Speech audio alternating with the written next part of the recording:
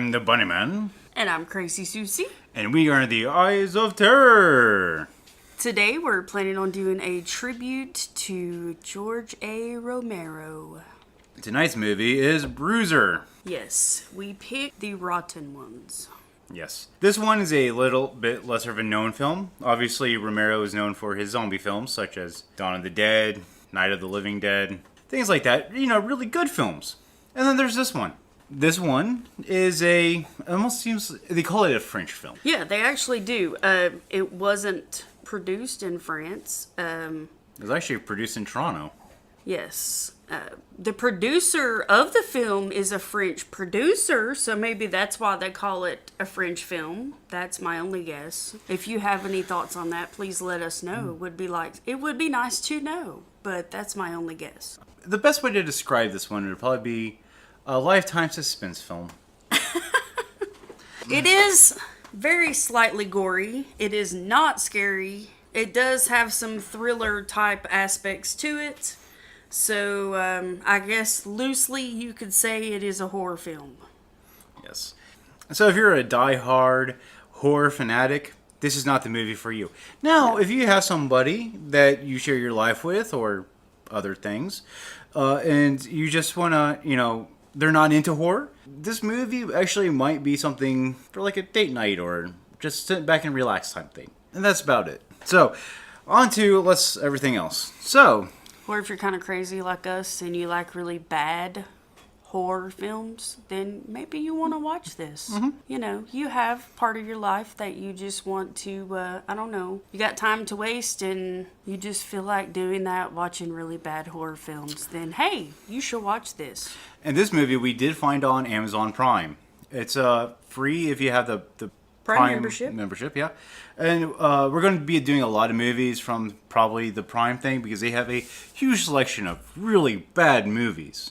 Yeah. Didn't we get the edition horror bundle, whatever? I don't remember. Oh yes, we got the Shudder subscription, okay, which is like an extra like $4 a month. Yeah, it's not even $5. It's sad how cheap it is. And really, if you like us and you want to watch these videos, because we're not going to show the video as we're doing it because of issues like copyright. Even if it's a public domain film, they will still flag us on it. So. Yes, because we're going to be on YouTube and podcasting and stuff. So we want to make this, reasonable for everybody. And VidMe and all this other. And so, if you like what we do, we'll tell you where we got the video from. And we try to keep it within Netflix and Amazon with a Shudder subscription. Yeah, we want to make sure the movie is reasonably accessible to everyone. Just so we're not going to say, well, we found this at a flea market at this and this place and good luck finding it. No, we try to make sure it's reasonably accessible to everybody. Mm-hmm. And again, the movie is called Bruiser. We've gotten a couple of different times as far as to how long the movie is. We've been told it's 96 minutes and 99 minutes. Who knows? Honestly, who knows? Well, you forgot to mention that it was directed and written by George A. Romero. Yes, it was directed and written by George A. Romero. We're going to give a brief synopsis of the movie first before we go into what happened. If we ruin it for you, sorry, this is just our process, and maybe this will make you just want to see it for yourself. Well, the release date, we're going to go through all, everything, and then I'm going to go through all this first. Amazon Prime score is 3.5 stars. Not too promising. It is in HD and it's rated R. The IMDb score is 5.3 stars, or 5.3 out of 10. Not too great. The Rotten Tomatoes was 67%. And at the end, we'll go through and let you know what our feelings were about it. We'll do that at the end. It stars Jason Flemyng and Peter Stormare. I'm not sure if you know who these people are, but they're decently popular as far as actors go. It has Leslie Hope and Tom Atkins. It is generally about a man who one day wakes up to find his face is now a smooth white featureless mask. Basically, this dude has been crapped on his life. He's just taking it and taking it and taking it until finally one day he wakes up, His face is this plain white featureless mask. Until he deals with the crap that he's been dealt with his whole life, his real face doesn't return. So he has to deal with the crap he's been dealt with to get his real face back. As you were saying about the release date. All right, it was released February 13th of 2000. That was in Canada. Mm-hmm.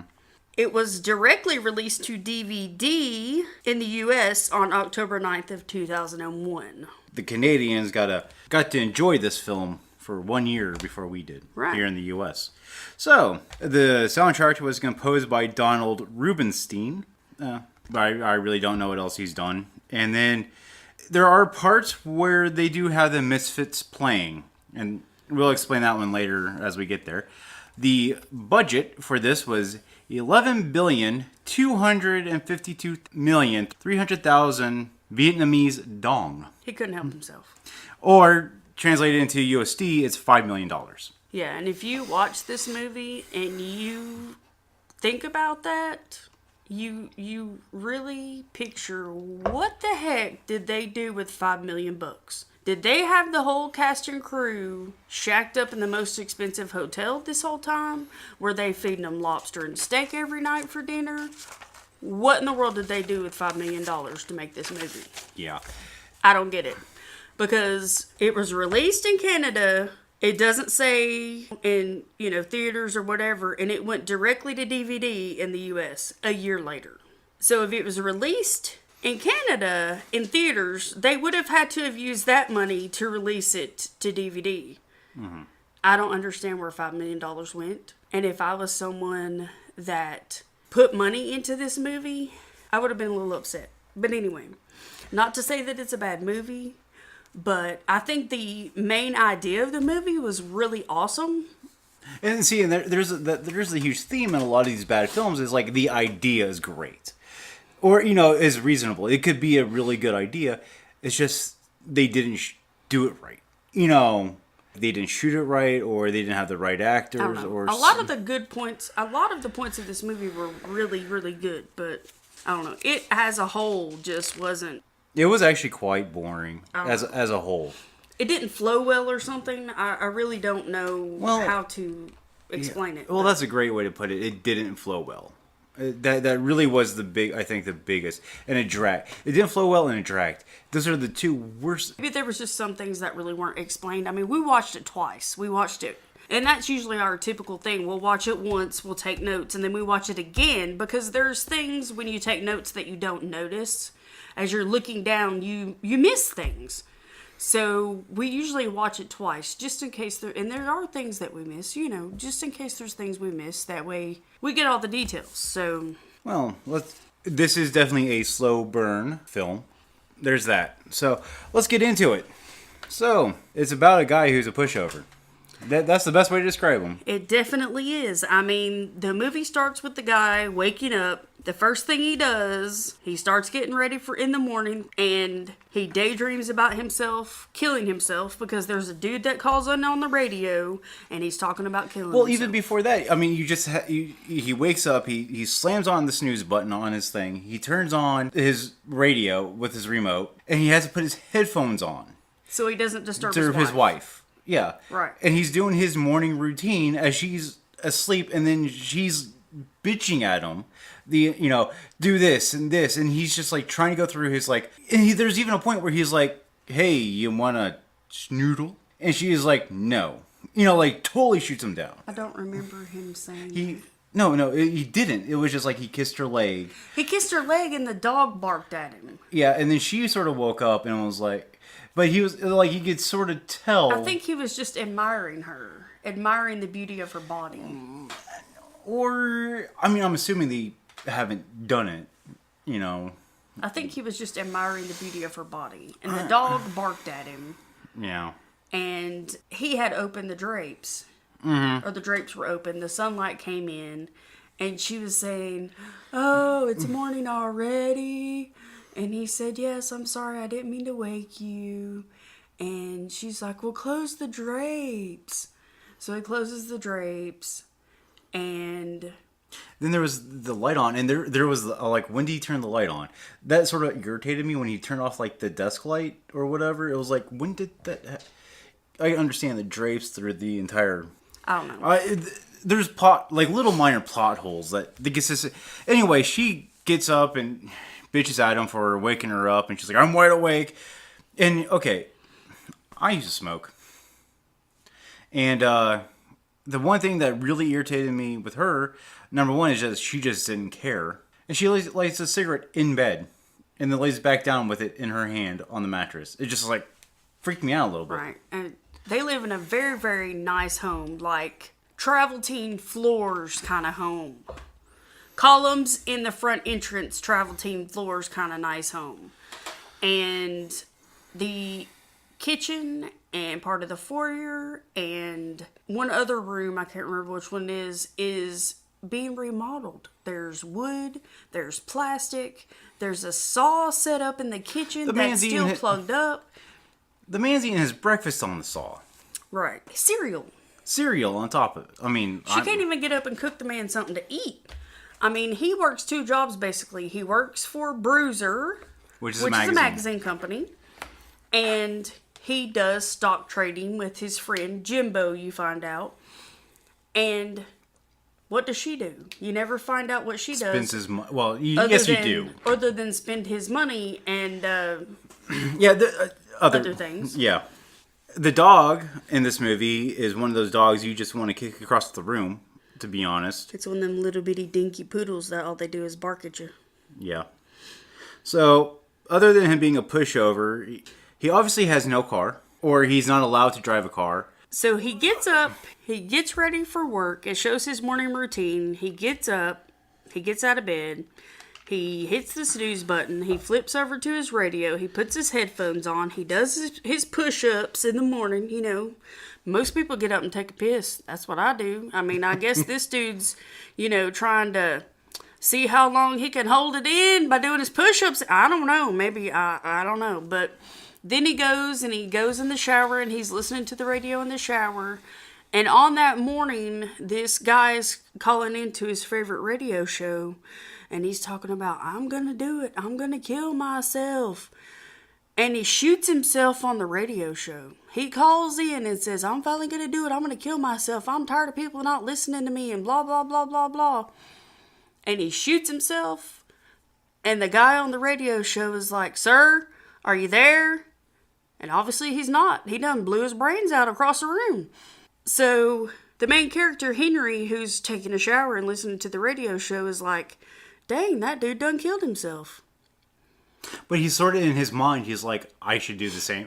You can sort of, the entire time, it's like foreshadowing what he's feeling the entire time. And you can tell that's what he's thinking because he's daydreaming that he has a gun in his hand and he's putting it under his chin. The whole movie, he's daydreaming about killing other people or himself. Yeah.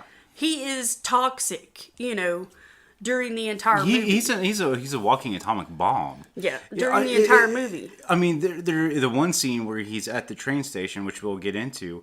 Well, let's get up to the leading part of why I said he's not allowed to drive a car. Okay. He gets dressed.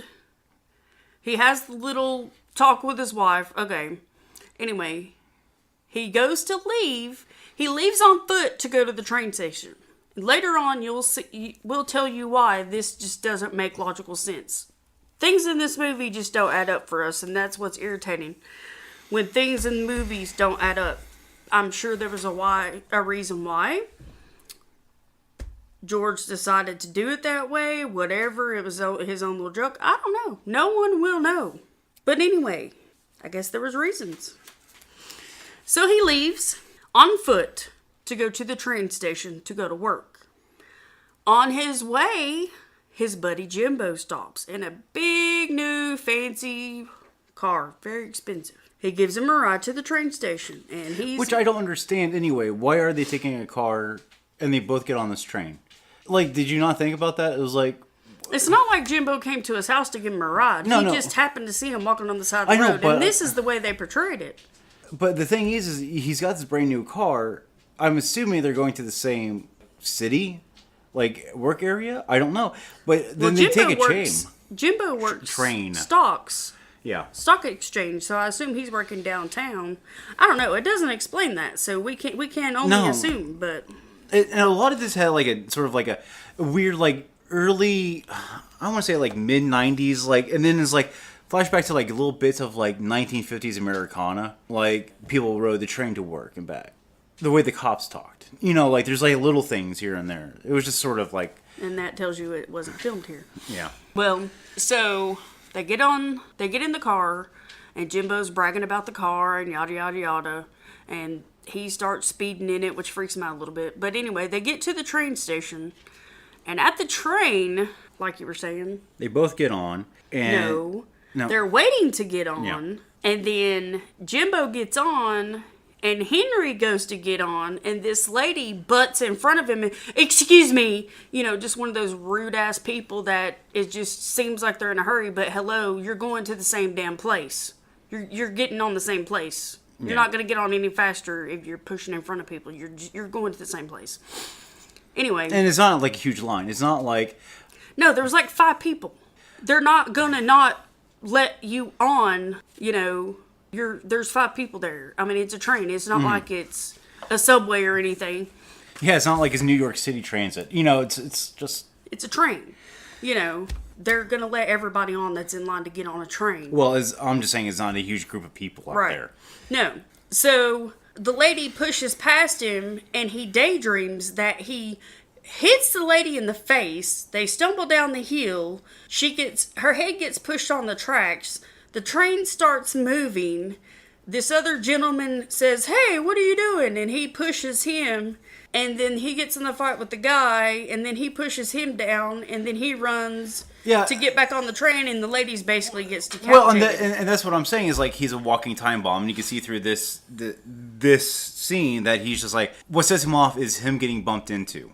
That's what sets him off, and he just slugs the woman. I mean, no, the lady like rudely pushes past him. She didn't just bump into him. But he grabbed her from behind and rudely pushes past him. But yeah, he like brutally grabbed the lady, slugged her out of the way, pushed her under the train, shoved this other gentleman out of the way he tried to confront him. He just put her head on the train tracks, and like he was holding her and slugging he's just a walking time bomb. And that was, like, okay, so he's got some issues, all this. So he goes to work. But he's imaginarily taking all of his frustration out on people that he isn't really angry with, instead of confronting the people that he is truly angry with. Okay, so next we see him in this office building. So he gets to work. He goes to the meeting that he's supposed to go to. And then, okay, there is really no reason for the name of the movie at this point, Bruisers.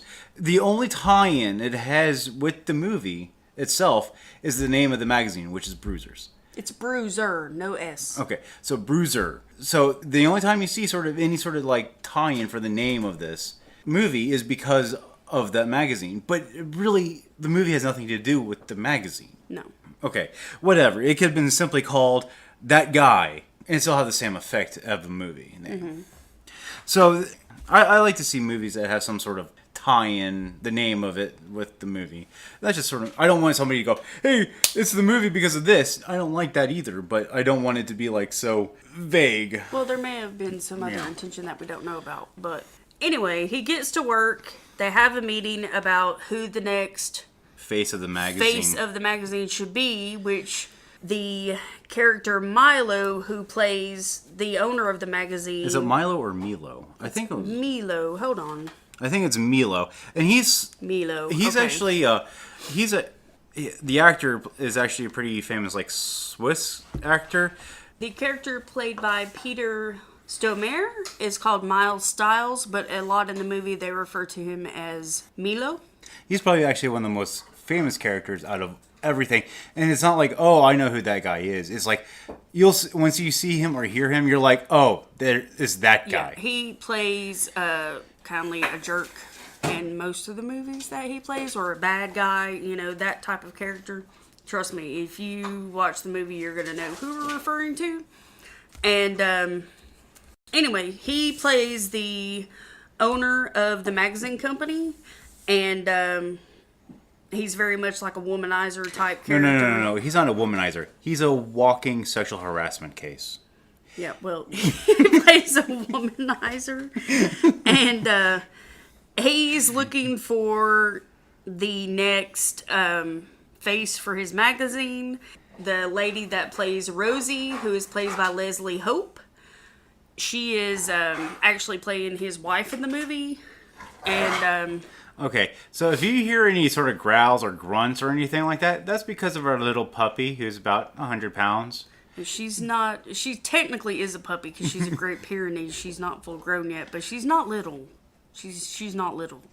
She is very hyped up right now, and she does not like when we record. She gets very jealous, and so she's acting out right now. So I apologize for the extra background crazy noise right now. She is kindly hyper, so please forgive us for that. At least she's not barking. So you give her ideas. Now she's going to do it. So Rosie plays the photographer for the magazine company, and she comes in with a bunch of models that she's photographed to play the cover for them all to discuss in their meeting to try to figure out who the next big face for the magazine's going to be. And he's very crude in trying to choose who the face is going to be. There's crude, and then there's unnecessarily crude, and to the point to where when he chooses the face that he wants to be, he actually sniffs at the photo and sticks his face on it and says, "Oh yeah, that's the Bruiser right there," and sniffs at it and licks at it and. I mean, he's making it out. He's making out with it, but like ask. So is she Hispanic? Is she Asian?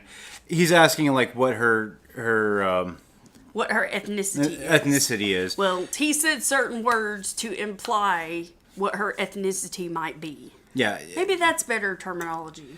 Yeah. So yeah, he's a very, very much a womanizer type character.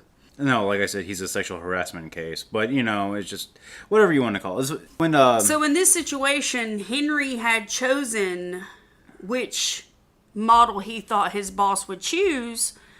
And his boss said, "Yeah, I like that model, Henry. I like that one." And Henry said, after his boss had pulled some of the models down and said, "No, I'm not going to choose that one. This one's a dog. This one has ugly teeth. This one's Old Day Pizza." This one's dried up like yesterday's pizza. No, this one isn't Bruiser material. Whatever reason he could find to eliminate the models he chose to eliminate. 2 were left, which is the one he ultimately chose, and the one that Henry had chose. And Henry said, "Well, I still stick with the one that I chose." And then he said, "Henry, you know what the one you chose is? She's a skunk." So, and proceeds to wipe the picture on his buttocks. It's just, like I said, he's crude for no apparently good. It does not do anything for the movie. Implies what kind of character he is, but and it further shows how Henry is just stepped on and stepped on and stepped on and takes it, just continues to take it. Well, after this scene, Henry and his wife have already had previous engagements to come to a barbecue/pool party at his boss's house, which is like a mansion. So they go, and the boss's wife, who is Rosie, the photographer, which the guy has a crush on, who our main character Henry has a crush on, yeah. She fits Henry for a mask and, does a mold of his face and all that.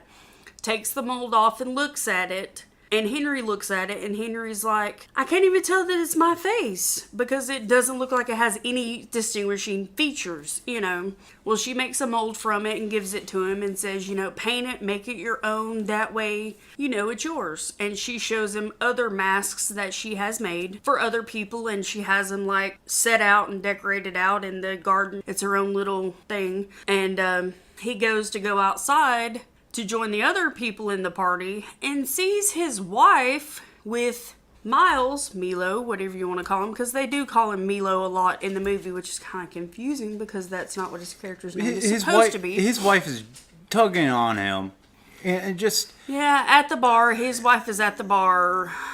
Yeah. Giving him a hand job. And he's... Henry is just staring, looking... I mean, not even like... It's not like anything sexual. It's like... He's just looking and just sort of like, oh, go figure. Type. He doesn't just confront them or anything. He doesn't confront the situation, When they go to leave, he talks to her about it, and they get in an argument, and she drops him off at the house, and she leaves. And she goes and stays the night with Henry's boss, and leaves Henry at the house. Well, and she's like, the whole argument is like, oh, you noticed that, but you didn't do anything. You didn't slug me. You didn't slug him. You should have done something. I'm pretty much married to a deadbeat, and this is why this is happening. Well, she didn't call him a deadbeat. She just said that he was dead inside. Yeah, but he's dead inside. He doesn't care. Like, and he's like, well, there's rules, and she's like, oh, I know the rules more than you. You know, this whole like sort of like weird argument of like. It just sort of irritated me because it was almost a very wooden argument. Mm-hmm. It was like there was no real emotion whatsoever. I didn't even know it was his wife at the bar because the first scene, when you see her in the bed, half of her face is covered up by her hair and the pillow and everything, so you really don't even get a good view of her. You know her name is Janine. And that's if you look at the cast list. A lot of these characters are forgettable. He called her Janine in the first scene. He said, I'm going to bring my wife to the barbecue, but you don't see him with his wife at the barbecue. You see him separately from his wife, but the boss doesn't say, hi, Janine.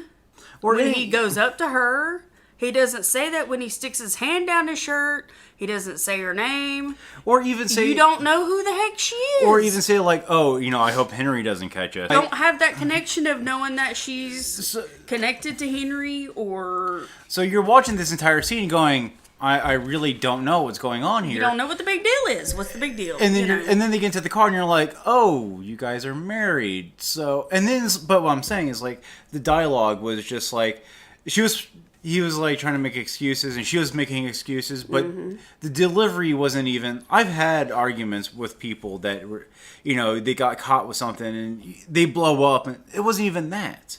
It was just sort of I did it, so what? Yeah. But it wasn't like even convincing as a movie. That's what I'm trying to say. Right. So she leaves Henry at the house, and she goes on her merry affair way to continue to do what she was doing to begin with. Yeah. Well, Henry makes him a cocktail, and he drinks his cocktail and goes to bed. Yeah. Wakes up the next morning and proceeds to do his typical morning routine. When he looks in the mirror to shave his face, guess what? The mask is on.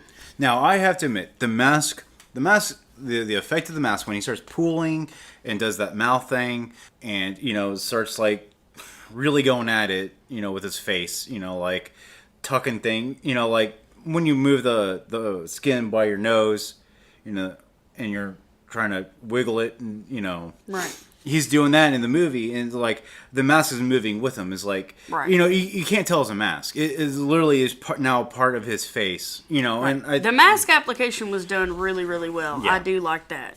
They're really, really creepy. Yes. They're creepy. They're so creepy. I cannot emphasize that enough. Well, when he figures out that the mask is really a part of him, he goes to scratch it off his face, and it actually starts bleeding. Yeah. So his housekeeper comes in and starts saying, well, your garage door was open. You shouldn't do that. People can steal your stuff, as she's stealing their stuff. Mm-hmm. Really sweet housekeeper. So she's talking in Spanish and everything. Not that Spanish people are thieves. I'm not saying that. I'm saying this is what happened in the movie. So he starts talking to her. I guess she didn't realize he was in the house.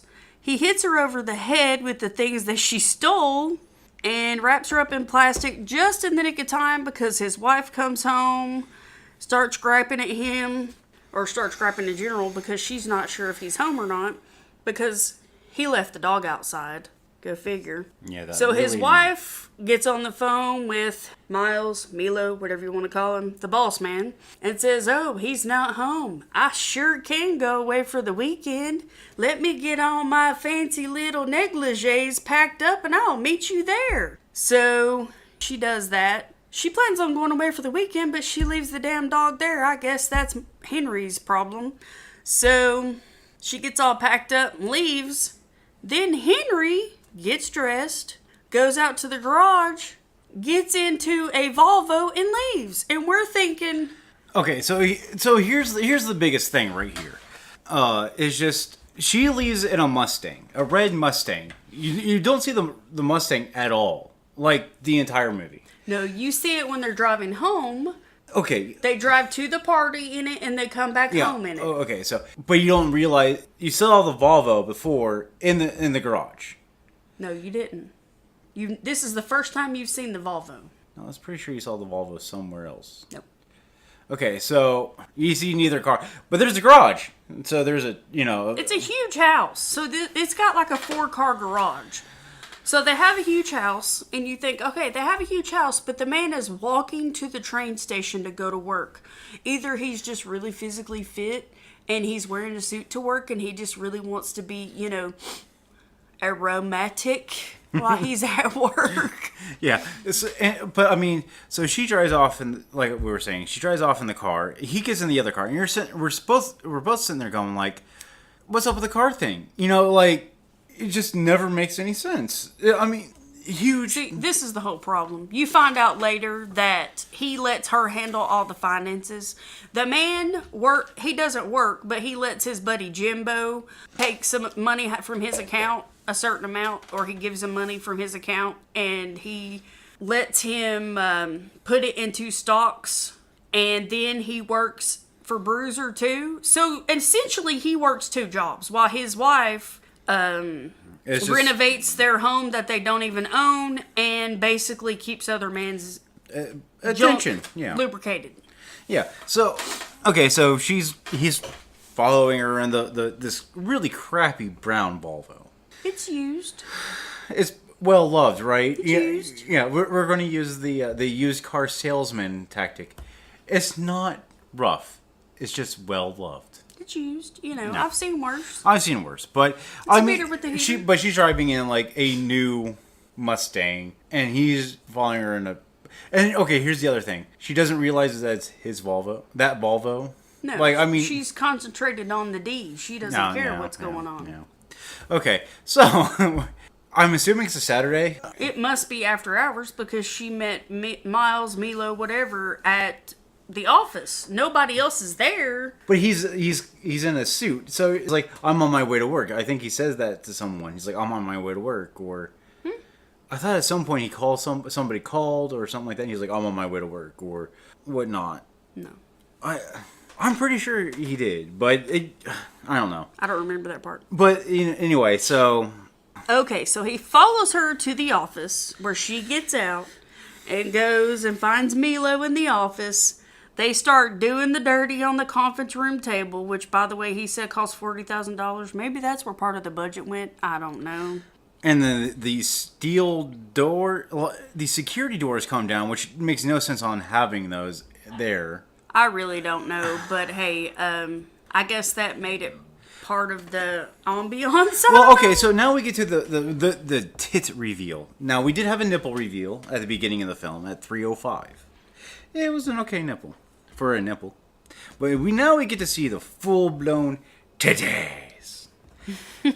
And now we have we're going to start rating titties. So because horror films are just full of them. And so why not rate them? So, yeah, why not?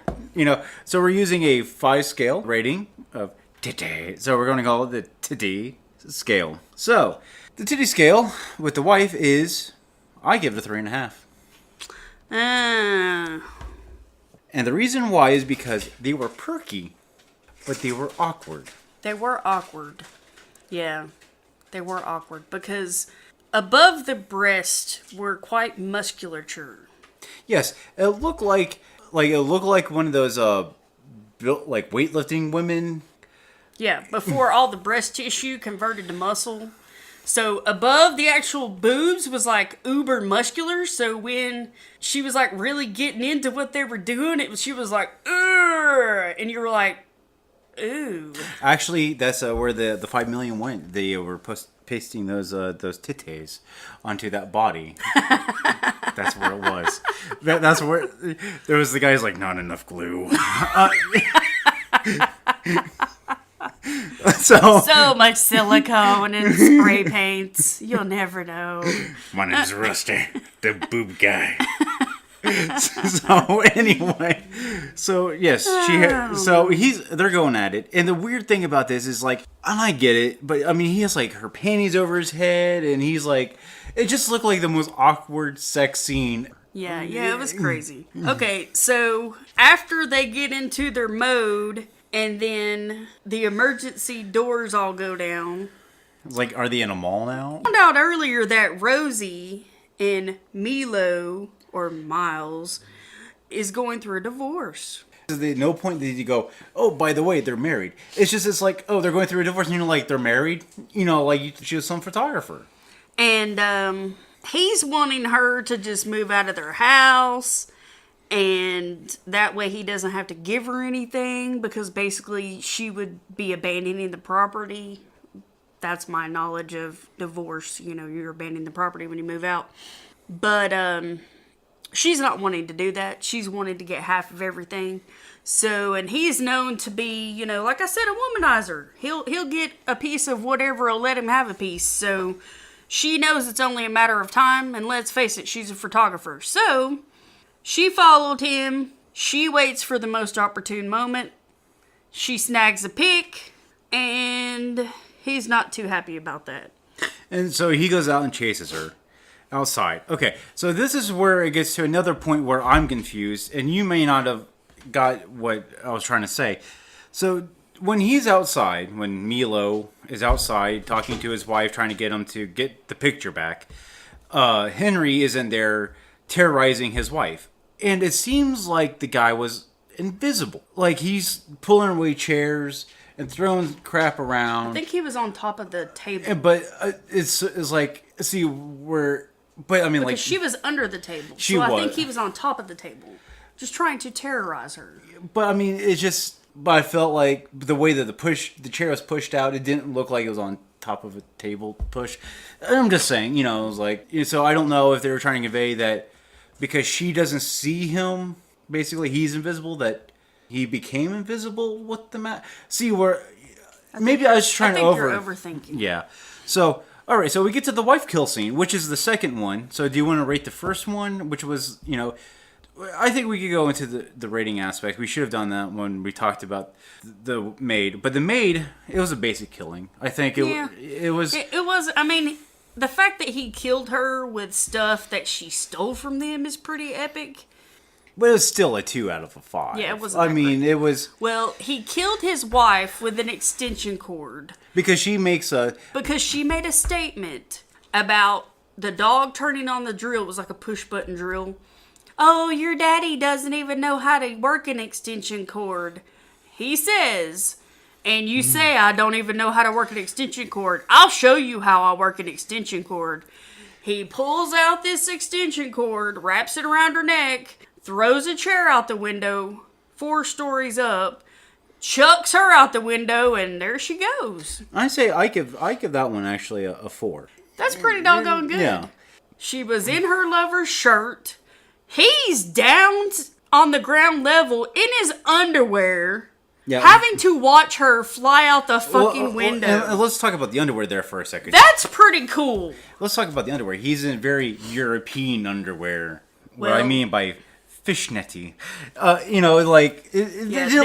cheeks are being seen by everybody. Yeah, so... The only thing left to the imagination is, are the pubes there or are they not there? Nobody wants to know. No. So, it looks like it's a suicide from, the everybody downstairs perspective. So, there's a saxophone player, and here's where I get in with the issues with a lot of the music. The music didn't add anything to the movie, and the saxophone player was playing during this entire kill scene. Mm-hmm. And I don't mind a saxophone, but it's like it has a unique sound. Mm-hmm.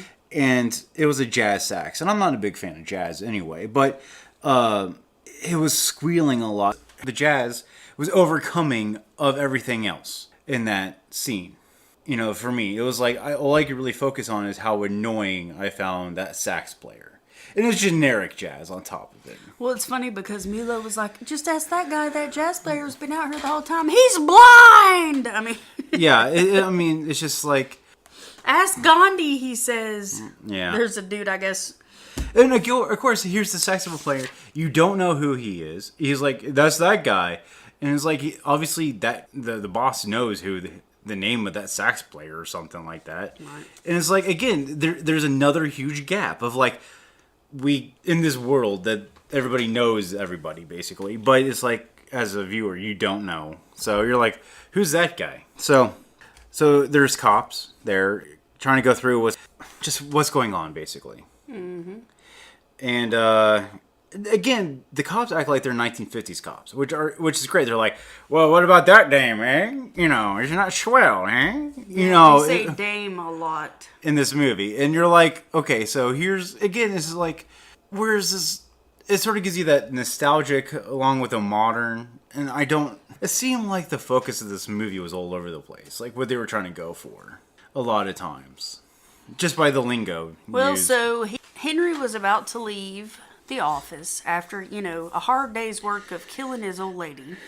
Yeah. And someone runs out of the room. So, of course, he follows, and he finds out it was one of his co-workers. I believe the man's name was Tom. And he's like, did you see what happened?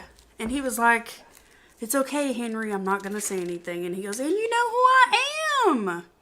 We can't have this. And he goes, I won't tell him anything. I won't tell him anything. And he goes, well, I'm going to trust that you won't tell him anything. But if I find out you did, I will be back. And it won't be good. So, the cops did question the guy. And he later on went by the guy's house. And the dude's chilling out in the hot tub with, Miss September model cover chick. And the guy says, the chick's like, well, did you rat him out to the cops? And the guy said, there was nothing to rat out. I didn't know who it was. Don't remember what the guy looked like. And the chick goes, oh, okay. There's nothing to talk about. Well, so Henry let him be. No big deal. One less person he had to kill. Yeah. Okay, are we talking about the hot tub scene? Yeah. Okay, so, alright, here's another thing that really bothers me in this movie. Is that they freak out over this guy who brings out, and I'm not saying that they're not loud, the roller trash cans, like the city trash cans. Mm-hmm. They're loud, and they freak out. Number one, she's giving a blowy underneath in a hot tub. Right. That's how you. She's totally nude. But you're sitting there going, well, that seems awkward. And they're out in his backyard in a hot tub, which is only randomly, sporadically surrounded by trees. Yeah. So so Henry is inside this, it's like a fence. It's not even fenced. No. What I'm saying is, he's in the tree line. Yeah, he's in the tree line. He takes out a gun and he cocks it, and I'm sitting there the entire time. If you're that on edge, like the guy he was on edge. Yeah, he was talking about leaving town and everything else. Yeah. And then he cocks that gun, and they don't even flinch. Mm-hmm. And a metal gun cock, it sounds completely different than like the guy rolled out the garbage can. Right. So it wasn't. He started aiming for the guy, and then you heard him say, I don't know who it was. I don't remember what the dude looked like. I didn't know who he was. And then and Tommy is just out of it. And then this is what I'm saying with the gun cocking. So Henry leaves the house and he's like, whatever, he's safe. Like, snags a limb, and the limb, swings back, and she freaks out. To go find out, she has a really annoying voice. Yeah, she has a bad voice. So, she stands up and she's like, what are you doing, you pervert? You wanting a free show? Well, you better get one now before I'm famous. And she stands up and shows her tits for like 2 seconds, and then... And now we go into the titty rating! Alright. Titty rating on Asian chick. So, what was it? 2? Yeah, I mean, they're perky, but the nipples, poke out like a cross-eyed person. I mean, they're awkward. Sometimes when you look at... It might have been the angling. It was a bad angle, so they may have been perfect. It may have been an angle. We don't know, but, I have to go with what I see. So and I really hate looking at, nipples that are you looking at me, or are you looking at looking at me and the Coke machine? I'm not sure what's going on here. So, in her defense, it may have just been a really horrible angle. Yeah. So, but they were a bit saggy.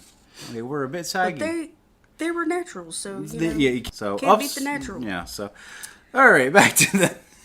So he goes back to his house and he pulls out his bank statement and he wants to know because his friend Jimbo has been telling him this whole time, don't you worry about it, Henry.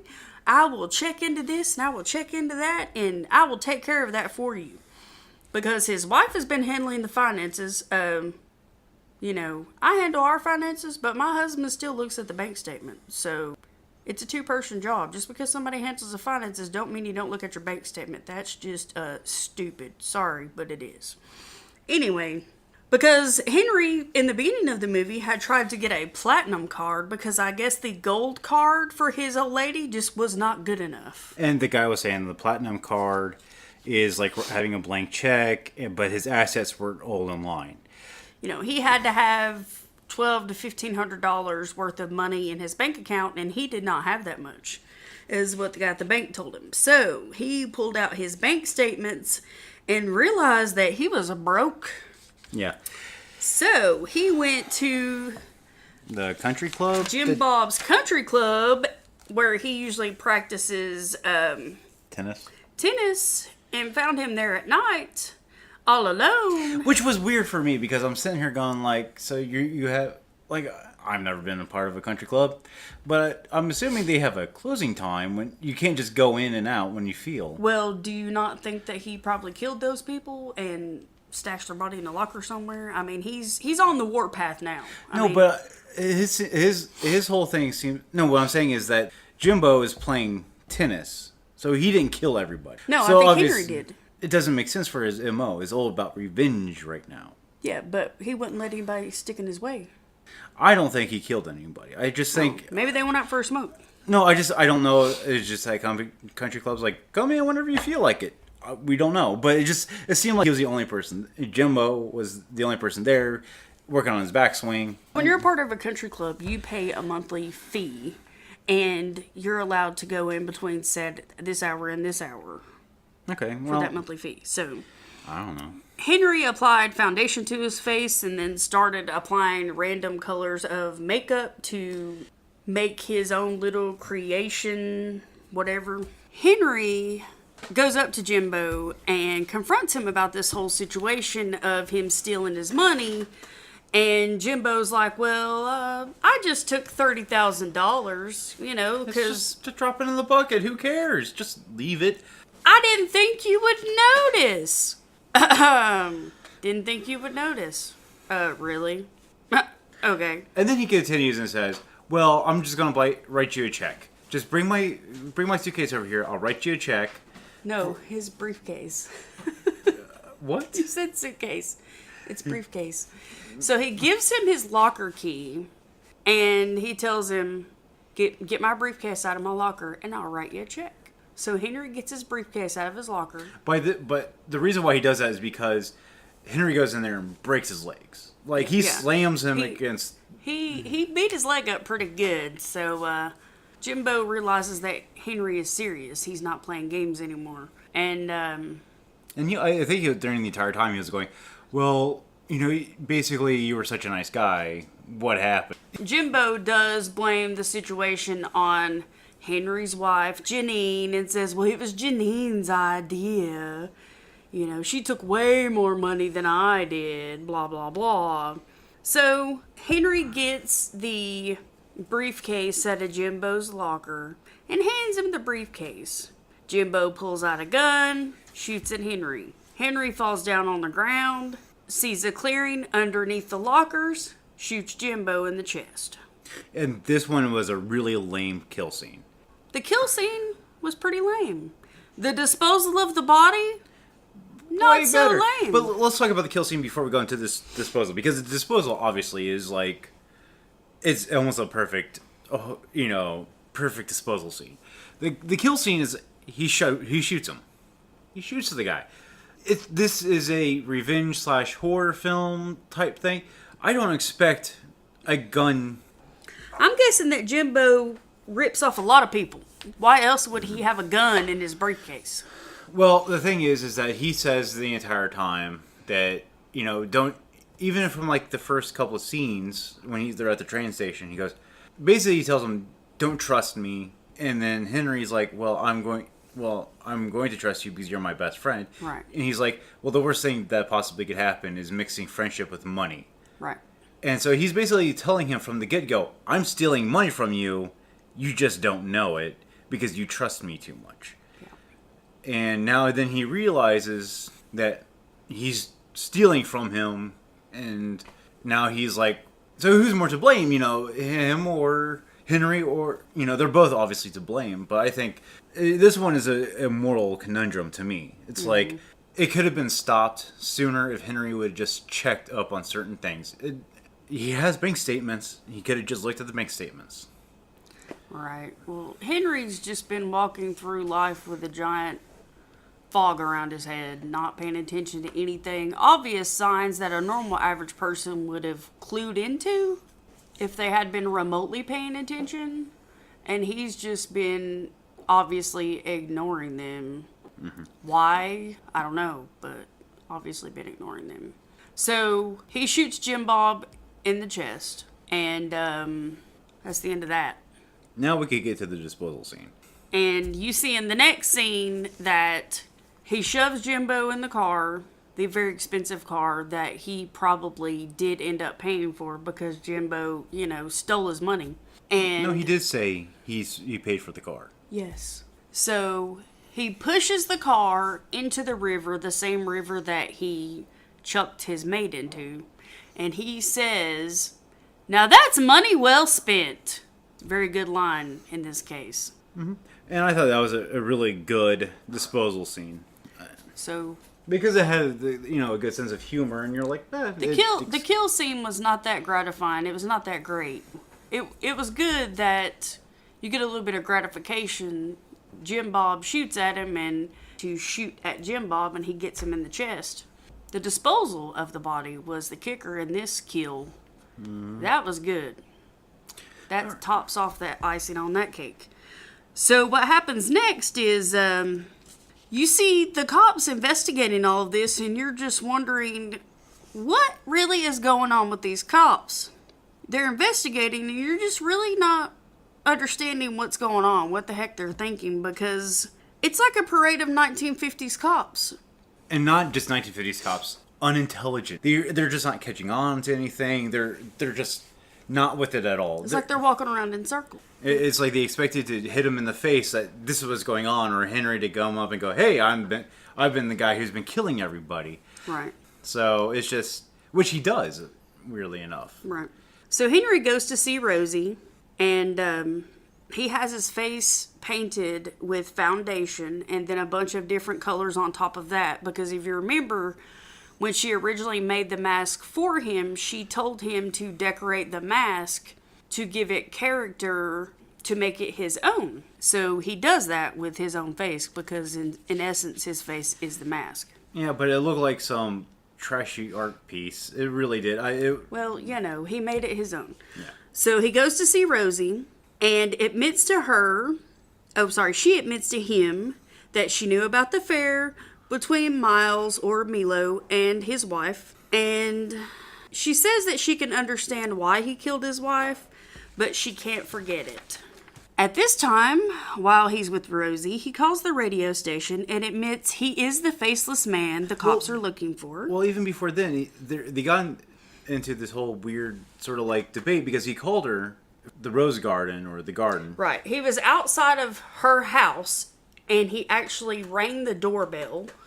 And Milo was like, she was swimming in the swimming pool with another mask that she had made from the mold of Henry's original face mask that she made. So she made another casting of it and made herself a mask. And she was wearing the mask and swimming in the pool. They have teeny tiny eye holes, so I'm not really even sure how the heck that worked. But anyway, that's what she was doing. And Milo came up to her and said, "Are you going to answer the phone? Are you going to answer the door? Well, you need to do one of them." Had a kind of a tips with her about doing something. And so he said, "Well, I'll answer the door if you answer the phone." So she answers the phone, and Henry tells her not to answer the door. And she finds out that he's outside, so she goes outside. Yeah, they get in kind of a tiff over the whole situation because she didn't want him to admit that he had done it, but he did it for her. But at the same point, she's like, you were saying one of us had to kill your wife at that time, like, Right. And she was like, well, I thought you were accusing me of doing it without knowing who was calling her. It was just this weird sort of... The way he had worded it, but he was trying to let her know that he had killed her wife, but he was doing that to take the heat off of her. Anyway, so he calls the radio station and he tells the same radio station that he listened to every single day and did his exercises to every day and showered to every day, and it was his whole routine of this radio station. And so he calls this radio station and admits that he is the faceless man that the cops are looking for, and that Rosie's innocent, and that they can find the bodies of his housekeeper and his friend in the river. He does that, and then he goes on to the costume party. Yes. And at this point, he goes to his house after he calls in and shoots up the place. Yeah, he does that too. I apologize. I skipped a step. He shoots up the place, shoots his ID, smears blood from the maid, or there's blood left from the maid. He tries to clean up a little bit, and he does shoot up the place, and then he cleans the paint and stuff off of his face, and he gets dressed for the costume party. He dressed in kind of like a Phantom of the Opera kind of robe and hat, and he wore the it's sort of like mask that Rosie made for him. It's sort of like a mixture between Zorro and Phantom of the Opera. So it's Zobra. Okay, so in here we see the derpy derp cops once again. I think somebody called because he heard the gunfire, and they're like... No, they were outside of Rosie's house. So when she goes to the party, because this party was pre-planned by Milo, this costume party was. Which Henry actually was in charge of. Right. And so the cops just followed her to the party. They're trying to get their ducks in a row, but it's always kind of one step behind. But they're trying to, they're thinking at the time, though, they knock on the guys on Henry's house. And I think they go in because he got a report. They're trying to figure out what's going on. And they found this ID and the blood. And they're like, well, maybe something, maybe he's dead. So they're basically called off the investigation. It was just a weird, like... No, they didn't, because then they went to the party. No, but it was like, they're like, what happened here? They're thinking that he was involved. Like, they didn't really know what to think, and they took his dog, and they were like, oh, she's the only witness to what happened. And you're like, really? It's just a facepalm moment. All right, so then we see the beginning of the carnival show. And our first sort of take was like, this is the carnival. It was when, I guess... the master of ceremonies, which is this bluish clown thing, jester, gets stabbed. It was like they were by that loading truck and people were coming off of it. And he runs up to somebody who's like, let the show begin or something like that. Mm-hmm. But it was like to the performers. Like, it didn't make a lot of sense for me. Why you would add that in there. I don't know. Performers, that was just a part of their performance for each other. I don't know. Well, so Henry gets to the show... and he goes behind the scenes to make sure that everything is in order. Because, like we said, he initially set all this up. And the guy that was behind the scenes dealing with the music and the lights and everything for the stage, they had it to where they were hoisting people up above the band. Which was the Misfits, by the way. So this is the headline band in the entire movie. The Misfits. And they played, I think, 2 songs during the entire movie. There was sort of a weird scuffle between one of the band members and, I'm guessing, security brutes. So they had this, like a laser light show type thing, and they would hoist people up above the band, and they actually had this dummy that was dressed up in leather and everything, and their laser that they had, they could... shoot the dummy with it, and the head would pop off, and then confetti and stuff would come out of the body that was red. That was, I guess, was supposed to emulate blood. So it was kind of neat. So they had that set up, and he just wanted to make sure that all of that was in order and all of that. So he went behind the stage and made sure all of that was in order, and it was. So then he went out to just walk around and see that everybody was doing what they were supposed to. And he finds Rosie, which he runs off with her, and then the cops follow, obviously. And Rosie was concerned that the cops would catch him and he would go to jail. And he said, "Don't worry, they won't know me. I'm invisible. I've always been invisible." And I think that's one of the best lines in this entire movie. It's one of my favorite.